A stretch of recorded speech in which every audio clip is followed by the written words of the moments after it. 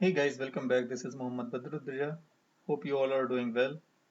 And in this video, we are going to see passive and active reconnaissance techniques. And we will focus about the passive reconnaissance or passive information gathering. And this video is going to be a part of the scanning and information gathering series. So before going to the lab, this warning as always for you. This video and its content are only for educational purpose and I do not support any unethical or illegal act. So that's been said, let's see what we are going to cover. So first of all, we are going to talk about the difference between passive or active reconnaissance, and then we will focus on DNS basically, and we will see how we will use whois protocol to gather information about our target domain, and then we will use nslookup tool to gather more information about domain name, and then dig tool, then DNS dumpster, and then showdone.io. Now, first of all, as we know that as much information you gather about a target, as much possibility you have to get success in the penetration testing or to find the vulnerability. So let's see, we will first see the difference. So passive reconnaissance, you will not, or the attacker will not gonna directly engage with the target resources or the target servers. Okay, all it depends only the publicly known information or what information is available in the public domain. So the hacker collect all those important information from there, like you can say the website of the organization. Okay, in the website you will find some contact section or the support section. From there you may get another subdomain, you may get usernames, you may get the email IDs of the organization. Another thing is print media or digital media is also a good source for passive reconnaissance or passive information gathering, because you may know the revenue of the organization. So at this point, I'm talking about the black hat hackers, because black hat hackers will mostly they target an organization which has a huge revenue, right? So that they get money. If their motive is money, so they can earn a good amount of money, because the hacker have 3 points: mean, motive, and opportunity. So as a black hat hacker, the black hat hacker will go with the revenue also. So if the company has good amount of money, they will go behind that. So now here our purpose is to secure the organizations or secure the information, right? So in active reconnaissance or in active information gathering, a hacker will directly engage with the organization resources like the web servers or mail servers or any resource regarding that organization. Fine. So let's go and we will see. So here I want to mention one thing, that this lab belongs to Try Hack Me. Target org is gonna be tryhackme.com. Okay. So we suppose you are a part of penetration testing team and your team leader gave you a task to gather uh, all the publicly known information about this target. So you will go with the passive information gathering concept, and you will use all the tools and techniques to gather information about a target in passive mode, right? So first of all, we will go with the whois. And what is whois? So whois basically is a protocol that works on request response basis. And once you send the whois request with a domain name, so that will gonna listen on port number 43. So let's see who is, and who is our target is tryhackme.com. enter, and once you enter you will get some information. So here is a domain name, that is tryhackme.com. This is the domain ID. These informations are always very important. So whois server is whois.namecheap.com. So registrar URL is this, and here is another important information, and that information is creation date, and they registered their domain on 2018. So you know uh, from which from how long this organization is being active. Updation date is recent to 2021, and this is now gonna be the expiration date. Fine. So this is the registrar information, registrar contact number. Fine. Another most important part is the name servers. So tryhackme.com is basically using these two name servers, and these two name servers are kip.ns.cloudflare.com. It means you know that tryhackme.com is using Cloudflare name servers. One more thing, sometimes you will find here email address or the contact person name or his email address or his phone number. Even the address you will find about the target. Okay, fine. So this is all about the whois. So what information you get here, that is important. Now let's see about the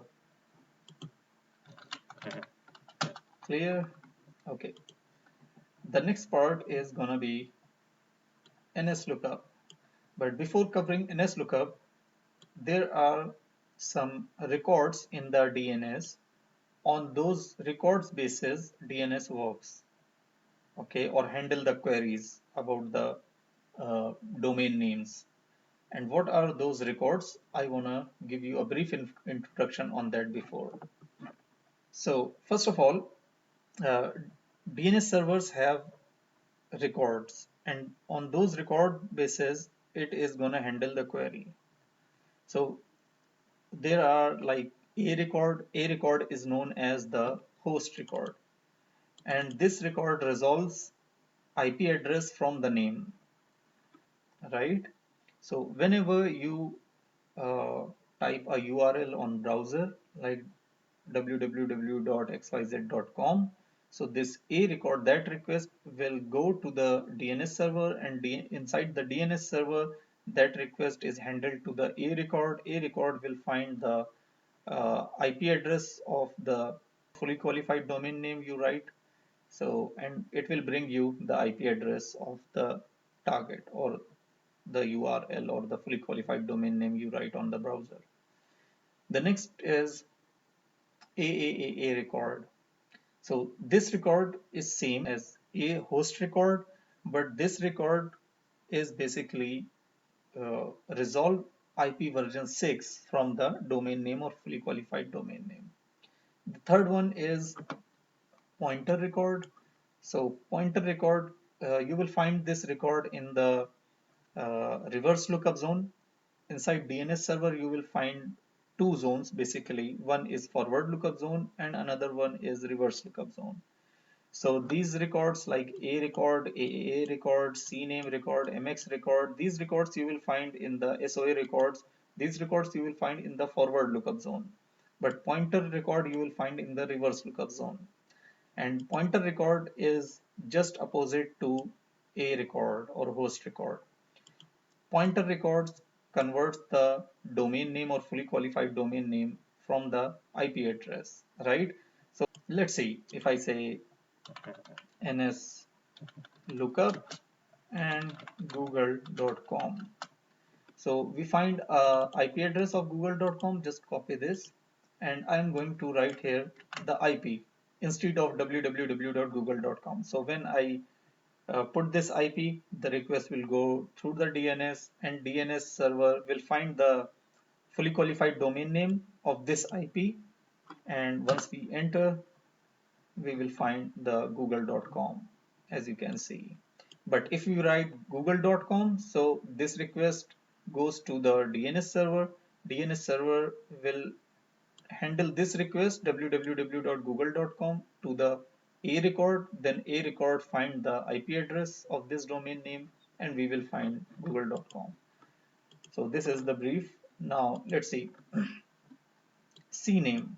So Cname known as canonical name record. This is basically alias record. Like same person with multiple names like www.google.com or www.1.google.com. Okay, so same like this, but alias that points to another domains or subdomain but never an IP, and alias record mapping fully qualified domain name to fully qualified domain name means multiple hosts on a single location. Okay, so whether you search abcd.test.com or you search xyz.test.com, you will find the same website. This is for example I'm saying. Okay,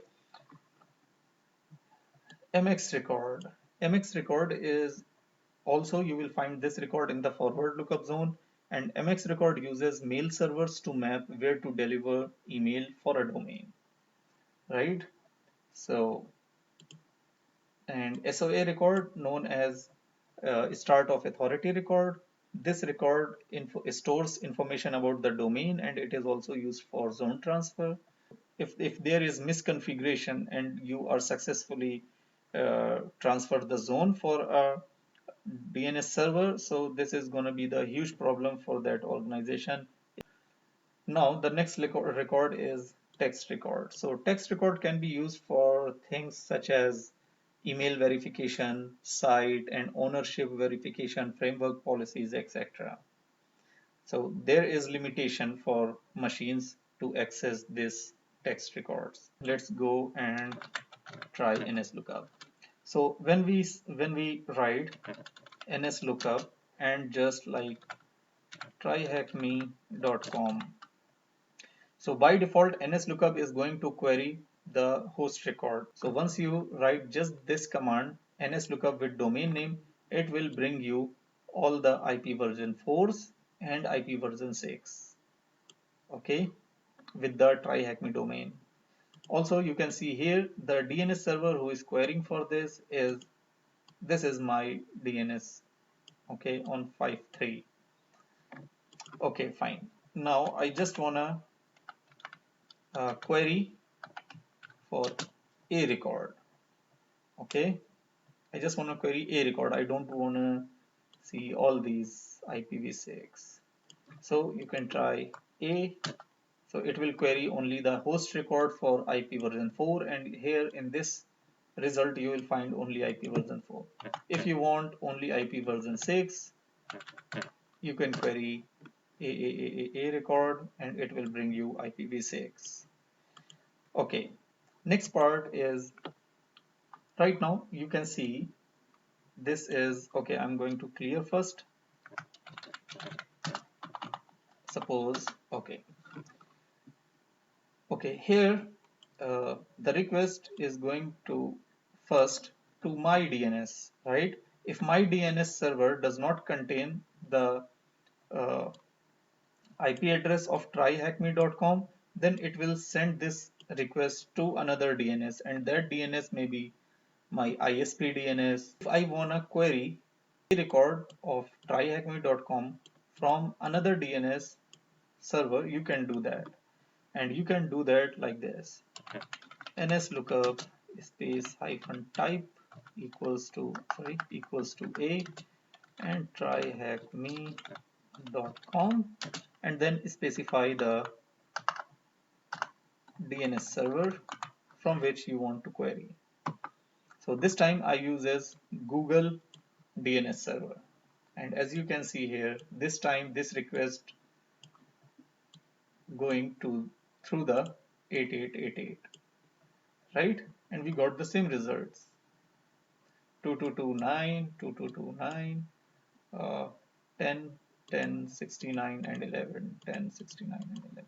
Okay, one more thing, We can also use, because the tryhackme.com is using Cloudflare as name server, so 1.1.1.1, this is the DNS server for the Cloudflare, so we can also use that.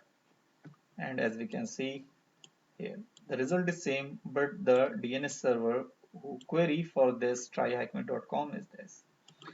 So clear this and let's see and try another records. Let's see, and we will see also the text record. So nslookup space hyphen type equals to txt and tryhackme.com. Enter, and you will find that there are text records also with the tryhackme domain. Fine. So now we will move to the dig command.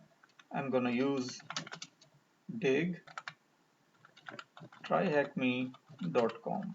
Same like nslookup, you can directly dig and then write the domain name.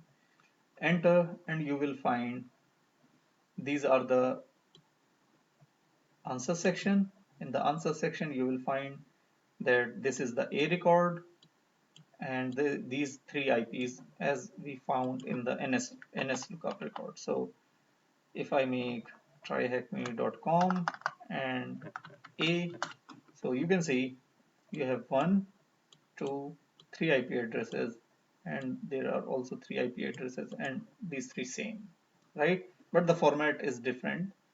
Next thing we can go clear. Okay, so you can write it like dig add, then the server address like 8.8.8.8, and then domain name tryhackme.com. Enter, and you will find here, but you can see here, so 8.8.8.8. Fine. Now suppose that, clear this. Now I want to see the MX record for tryhackme.com. So for this, I'm going to use dig add. If you want to use another DNS, you can use it tryhackme.com and then just say MX record. So it will query for the MX record, and as you can see here, we have many MX record. Okay, now okay, it means the tryhackme.com or tryhackme organization is using Google service for email, for mail. Okay, and they have these email servers. Sorry, no, clear. Once again. Okay, so these are the priorities: 5, 1, 10, 10, and 5. If we see the same thing, if we try to nslookup space hyphen type equals to mx and tryhackme.com. So we query mx record with the dig, and now we are querying same mx record with the nslookup. And as you can see the difference between these two. So let's see, we will try, there is one difference between these two commands. The first difference is we use here the DNS server, another DNS server. So let's see, and we will use the same DNS server, Google DNS server, and we will see whether using this DNS server we find the result or not, and that's good. So as you can see, changing DNS server is gonna make much more effect on the results, right? Okay, so we found these mail server records. Clear. And last but not least, I want to try the text record with dig command. So dig tryhackme.com and txt record. and as you can see, we found the same records, right? In the next video, we will see dumpster, DNS dumpster tool and shodan.io tools. These are online tools, and we will see how we can retrieve or gather more information about the target using DNS dumpster and shodan.io. Thank you very much for watching. If you like this video, this content, please like, subscribe and share as much as you can. See you in the next video. Bye.